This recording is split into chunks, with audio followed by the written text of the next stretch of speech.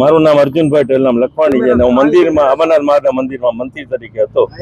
હવે ટ્રસ્ટનો સમય પૂરો થઈ ગયો છે એનો 2007માં પૂરું થઈ ગયું છે. એટલે અમે ભાઈ ખાલી ટ્રસ્ટી છીએ. મંદિરમાં જે અત્યારે જે રીતનું હાલે છે એના માટે રજૂઆત કરવાની કે મંદિરમાં બહુ દાદાગીરી કરે છે અને આજુબાજુ વાળા લતાવાસીનો અમે ફાળો લઈને આ મંદિર બનાવેલું છે અને એ કે જે મારી માલિકીનું મંદિર છે ને એ રીતે રંજાડ કરે છે. એના માટે અમારી આ રજૂઆત છે.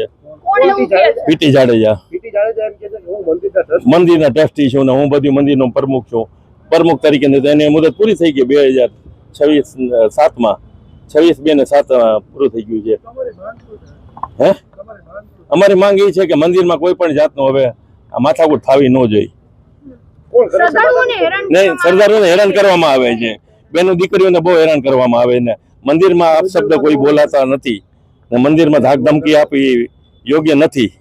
એટલે એના માટે અમે આ રજૂઆત કરી છે. આરતી કરવા આવે છે લોકો, આરતી આમાં યુવા વર્ગ જે આરતી કરી છે એના હિસાબે 1500 થી 2000 માણસો આવતા થયા છે. પહેલા તો આરતી થતી એમાં તો 20 થી 25 માણસો હાજર નહોતા.